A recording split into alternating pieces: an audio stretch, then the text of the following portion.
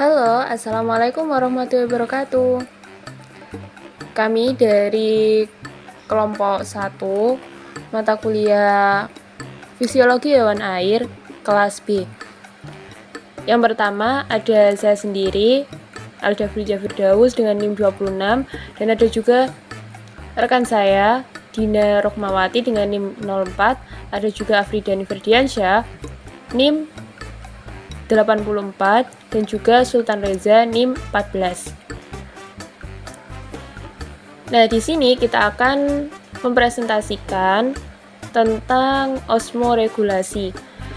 Nah, osmoregulasi ini kita mengambil tema dengan ikan air tawar dan ikan air asin. Yang pertama, apa sih sistem osmoregulasi itu? Nah, sistem osmoregulasi merupakan upaya mengontrol keseimbangan air dan ion-ion antara tubuh dan lingkungannya atau suatu proses pengaturan tekanan osmose. Lalu, ada apa aja faktor pengaruh osmoregulasi ikan? Seperti yang ditanyakan pada gambar di sini. Yang pertama adalah suhu. Jadi, suhu akan berpengaruh pada sistem osmoregulasi pada ikan. Entah itu suhu di perairan panas ataupun suhu di perairan itu dingin. Lalu yang kedua yaitu musim. Seperti yang kita ketahui, musim di negara kita ada musim hujan dan juga musim kemarau, di mana pada saat musim hujan maka itu akan berpengaruh pada suhu juga, dan termasuk juga apabila musim kemarau juga berpengaruh pada suhu yang dimana nantinya akan berpengaruh di sistem osmoregulasi pada ikan. Lalu yang ketiga adalah umur, dan yang keempat adalah jenis kelamin, apakah ikan itu betina atau ikan jantan. Itu osmoregulasinya akan berbeda. Lalu di sini ada animasi ikan Nemo. Ikan Nemo tersebut bertanya, mengapa osmoregulasi tubuh kita penting? Ya, maksudnya osmoregulasi pada ikan itu kenapa kok penting ya? Jawabannya, yang pertama, untuk mengontrol konsentrasi larutan dalam tubuh agar seimbang dengan lingkungannya. Lalu yang kedua, ini termasuk dampak negatif apabila osmoregulasi itu tidak berjalan, yaitu ikan itu tidak mampu dalam mengontrol keseimbangan osmotik dalam tubuhnya, sehingga apabila hal itu terjadi akan berakibat ikan menjadi stres dan kematian. Lalu organ-organ apa aja ya yang berpengaruh pada osmoregulasi? Yang pertama adalah ada insang, ada juga ginjal, dan juga sistem pencernaan.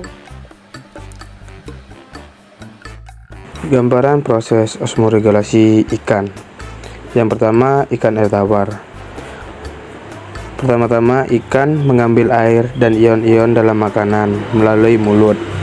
Yang kedua, pengambilan garam oleh insang dan tekanan osmotik dan permukaan tubuh. Dan yang ketiga, pengeluaran air dalam urin yang banyak dari ginjal.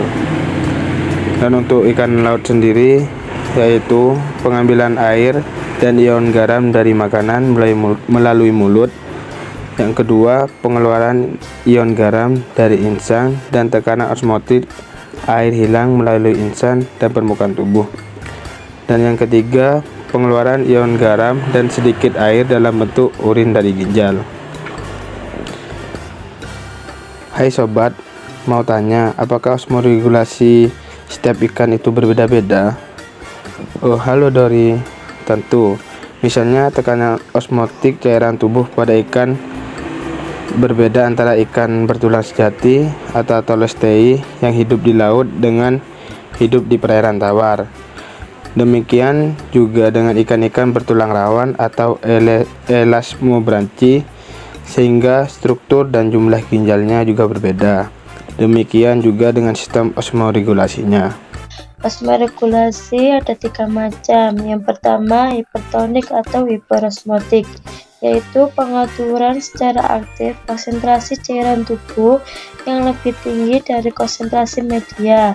Yang kedua, hipotonik atau hiposmotik, yaitu pengaturan secara aktif konsentrasi cairan tubuh yang lebih rendah dari konsentrasi media.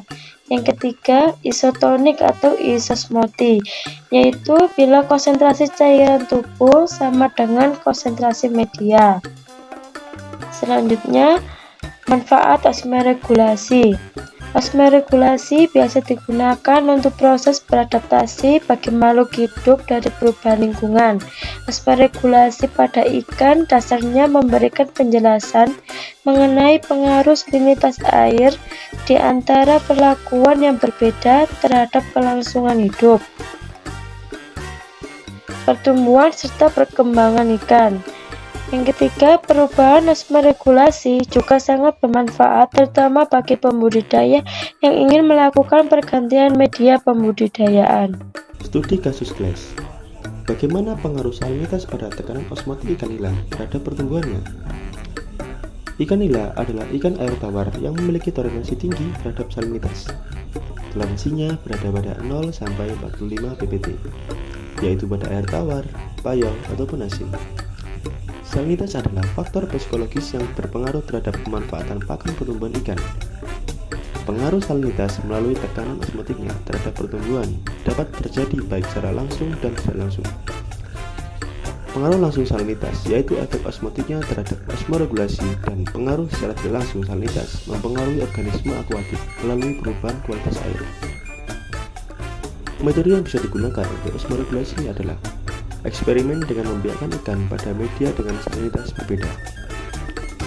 Berdasarkan hasil penelitian, salinitas 0 sampai 20 ppt baik bagi perkembangan benih ikan nila merah. Perlakuan salinitas sangat berpengaruh pada perkembangan, pertumbuhan, serta rasio konversi dalam ikan nila merah tersebut. Benih ikan nila merah merupakan fase kritis terhadap perubahan lingkungan hidupnya. Oleh karena itu, perubahan-perubahan lingkungan dilakukan ketika ikan nila merah dalam fase benih. Kenaikan salinitas air media hidup ikan nila merah dapat berpengaruh terhadap konsumsi oksigen. Meningkatnya perbedaan salinitas juga menimbulkan perbedaan tekanan lingkungannya. Semakin tinggi salinitas media hidupnya, semakin pekat cairan tubuh ikan nila merah tersebut. Pada penelitian ini, dilakukan eksperimen perkembangan hidup ikan nila putih pada berbagai media dengan salinitas yang berbeda. Benih ikan nila merah menghasilkan kelangsungan hidup tertinggi pada salinitas 10%. Terima kasih, thank you, and see you. Dari kami, wassalamualaikum warahmatullahi wabarakatuh.